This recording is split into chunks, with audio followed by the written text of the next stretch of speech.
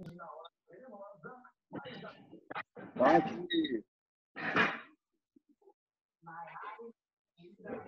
1 minuto a gente começa.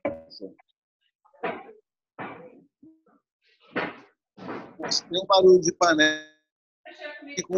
A Vitória está com o microfone aberto, a Gabriela e a Sandra. Está na Vitória que está o barulho de panela.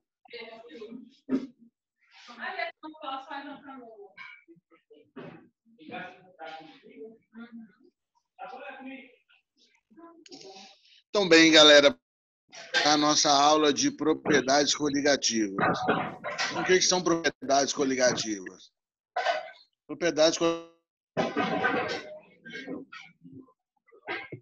são aquelas propriedades diferem as misturas puras, né, das soluções, das misturas homogêneas. Então, alguns fatores vão contribuir para que as soluções elas tenham umas propriedades um pouco diferentes das propriedades de substância pura, né? Então, quais são as propriedades que são afetadas pela adição de um soluto em um solvente? Nós temos a pressão de vapor, nós temos a temperatura de ebulição, nós temos a temperatura de fusão, né? E a pressão osmótica. Então, as propriedades coligativas, elas vão alterar isso aí, a temperatura de ebulição, a temperatura de fusão e a pressão de vapor. Como que isso funciona? Por que vai fazer essa alteração? Por causa das forças intermoleculares. Que forças são essas? São forças que são criadas entre moléculas. A água e o líquido, elas não estão juntas, mas também não estão tipo assim.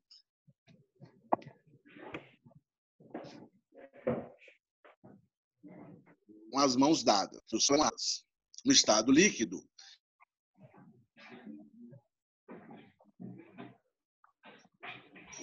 De mão dada, não tem interação nenhuma. Então, água no estado das é para isso que faz com que elas fiquem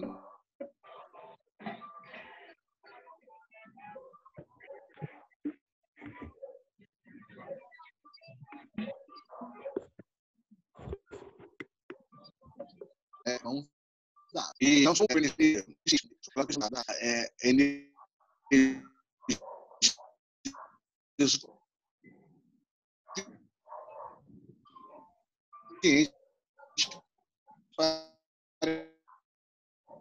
que as águas soltem os mãos.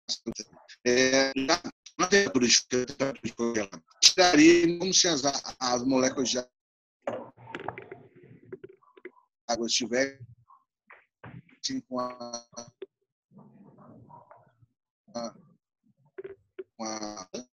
e substância chamada substância pura.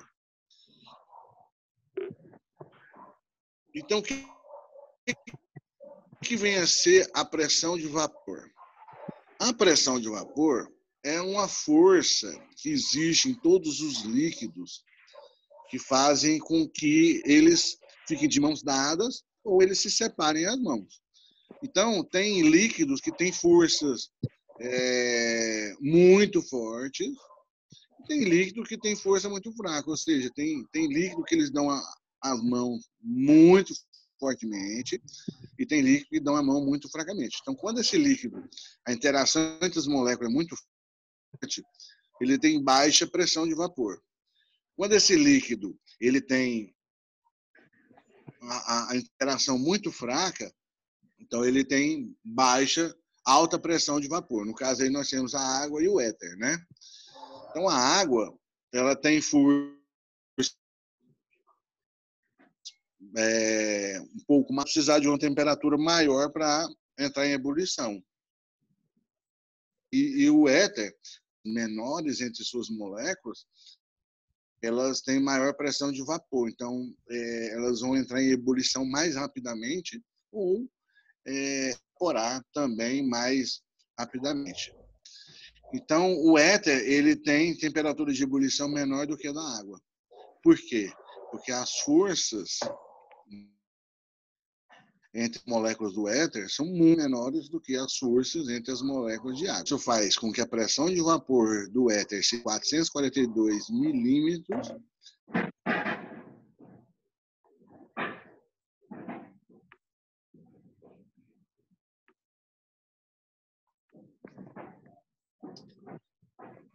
da água seja pressão de o éter já entra com 442 milímetros. Para ele 760, ele vai precisar de menos energia. A água tem 17,5 milímetros de mercúrio. 160, que é a pressão atmosférica, ele vai precisar de muita energia, no caso 100 graus Celsius. Enquanto o éter vai precisar apenas de uns 36 graus Celsius, por aí. Certo? Então, um material só vai entrar em ebulição, só vai evaporar quando a pressão de vapor dele se igualar à pressão atmosférica. Tá? Então, aí nós temos mais um exemplo, né? Então, a pressão exercida pelo vapor, quando existe um equilíbrio entre a fase líquida e vapor, é a pressão de vapor. Quanto mais volátil o meu material, maior é a pressão de vapor, né? E menor é a temperatura de ebulição. Então, cada líquido ele tem essas forças entre eles que faz com que tenha pressão de vapor maior ou menor. Tá? Então, a tonoscopia. O que é tonoscopia? É quando você adiciona um soluto não volátil. Se ele é um soluto não volátil, isso quer dizer que a temperatura de ebulição dele é muito elevada. Então, se a temperatura de ebulição dele é muito elevada, então esse material ele tem uma força de atração entre as suas moléculas de muito grande. Exemplo, sal, açúcar, né? Então tem aí um copo com água, onde ela evapora a uma certa temperatura, acúmulo de energia, né, no primeiro momento. Aí eu adicionei o açúcar.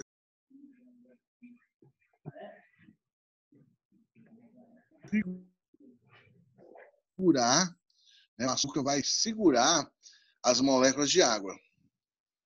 Então, o açúcar segurando as moléculas de água, ele vai fazer com que precise de mais energia para entrar em ebulição. Então, a água com açúcar, ela entra em ebulição acima de 100 graus Celsius.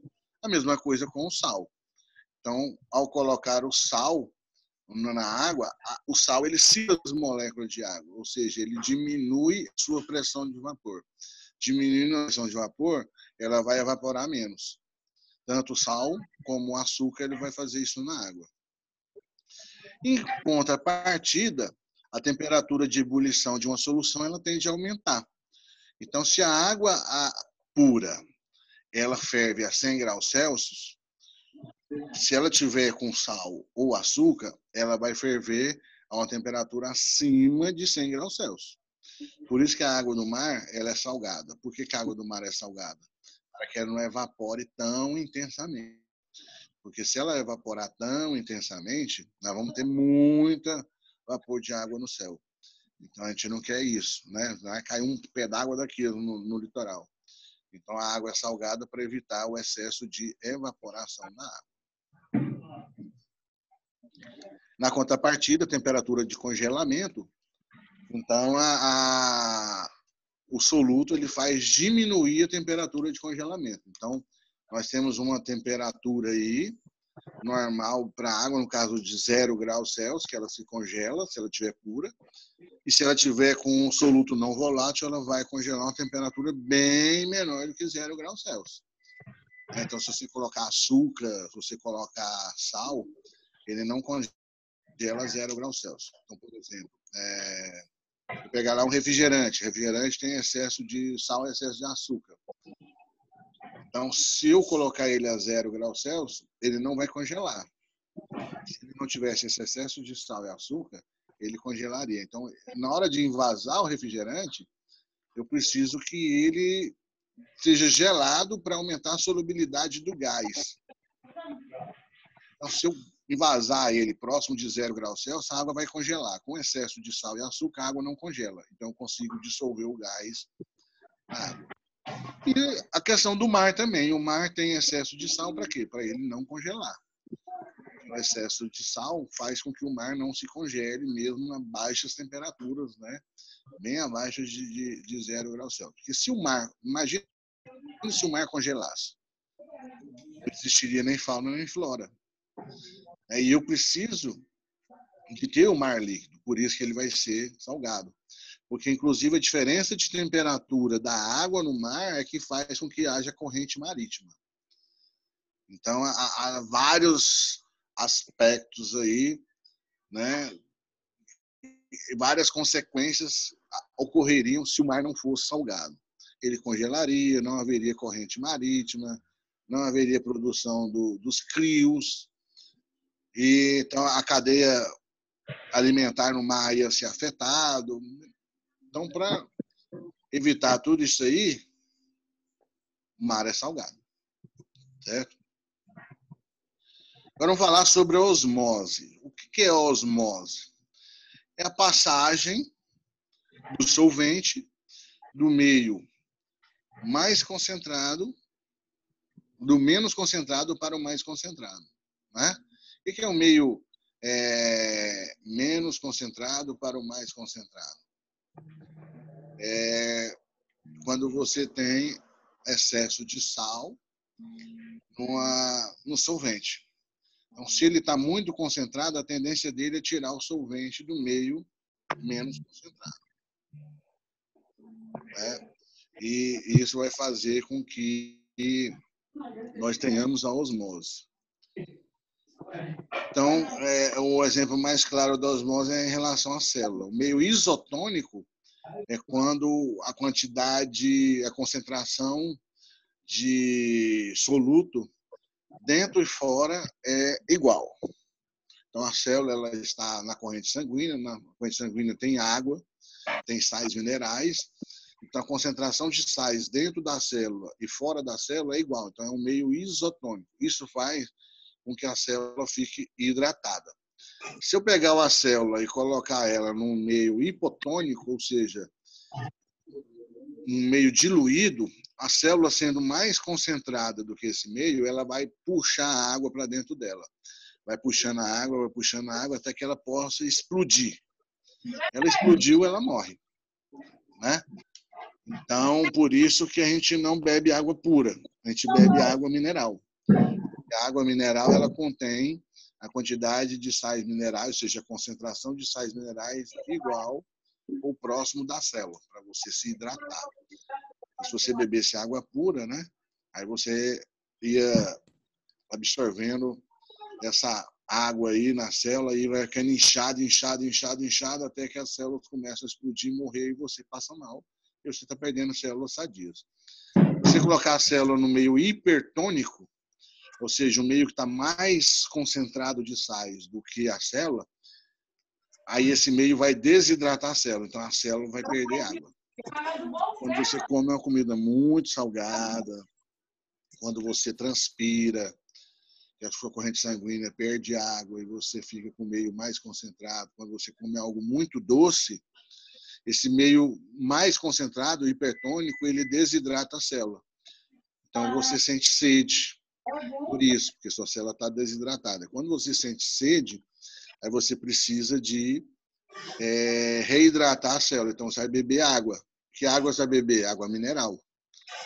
Porque ela é uma água que vai fazer com que a célula ela se hidrate até o ponto ideal. Fica igual ao meio isotônico. Ela não pode passar do ponto ideal. Então vai cair inchadão. Então ela vai ficar até o tom ideal. Então tem aquelas bebidas isotônicas. Bebida isotônica ela tem uma concentração de sais igual à da célula. Então você, quando está bem desidratado, você toma uma bebida isotônica, você se hidrata rapidamente, né? Até a quantidade certa, nem mais nem menos. Você se hidrata rapidamente. Mas por causa do excesso de sal que tem na bebida isotônica, a sua garganta ela vai ficar um pouquinho seca, né? Inicialmente. Então é bom você beber um pouco de água depois para evitar que a sua garganta fique seca, mas a sua hidratação corporal vai ser bem mais rápida. Então, aí nós temos exemplos de células animais e células vegetais, né? Em meio hipertônico, elas vão murchar. Então, se você pega uma planta, você ganha lá um buquê de flores. Você põe esse buquê numa vasilha com água, durante algum tempo você vai manter essas flores bonitas, né? Por quê? Porque a troca de líquido com a seiva é do meio menos para o mais concentrado. Então, o caule está mais concentrado de sais, ele vai puxando água do vaso. Aí vai se hidratando. É assim que as plantas tiram a água do solo. A raiz, ela tem a quantidade de sais minerais maior do que o solo. Então, ela tira a água do solo. O caule mais do que a raiz. Então, a água passa da raiz para o caule e assim vai para as folhas e as outras partes da árvore. Se o solo tiver mais salgado do que a raiz, em vez da raiz tirar a água do solo, é o solo que tira a água da raiz. Né? Então, aí nós temos aí o estado normal, que é o meio isotônico, tanto para a célula vegetal, célula animal, elas estão bonitinhas, né? Aí ela passa por meio hipotônico, então vão ficar inchadas. Vão ficar inchadas, né? Elas vão ficar inchadas até que a célula animal ela começa a explodir e a célula vegetal entra em estado de turgescência. Né? Ela fica muito inchada. Então, quando ela fica muito inchada assim, a tendência é a água voltar pela seiva, voltar para a raiz. Então, aí começa a desidratar as folhas e as folhas começam a ficar secas.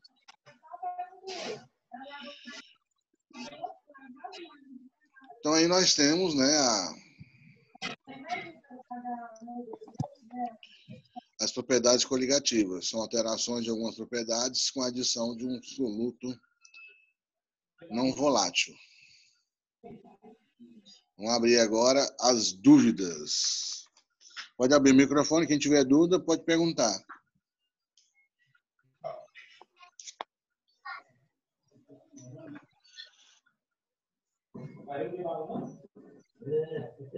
Kizu.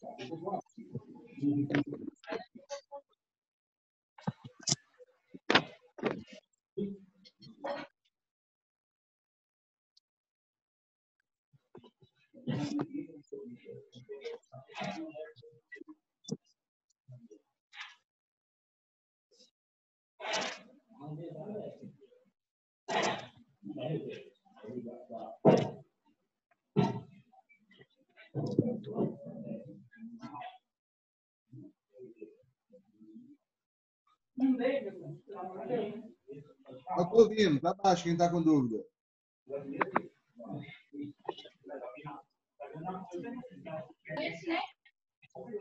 O Kizu, Oi.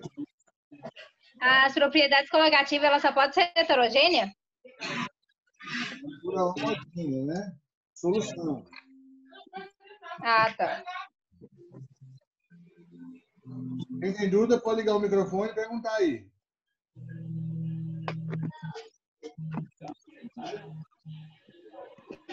Eu não entendi a diferença do meio hipertônico e do hipotônico.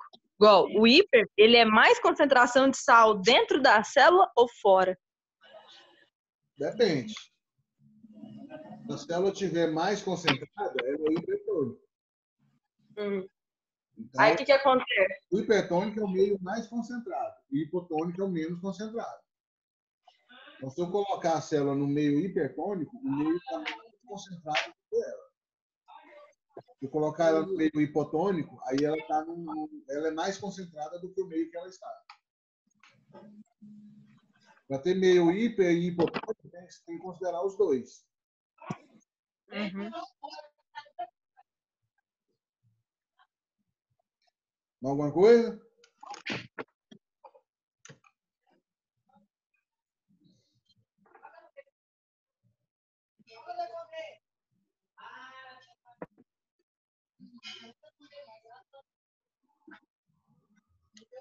Não estou te ouvindo, Amanda.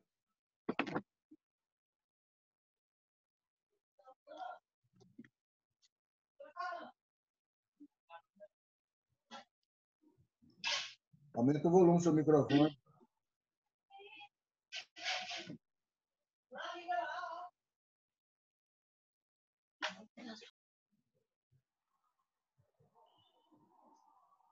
Mais alguém?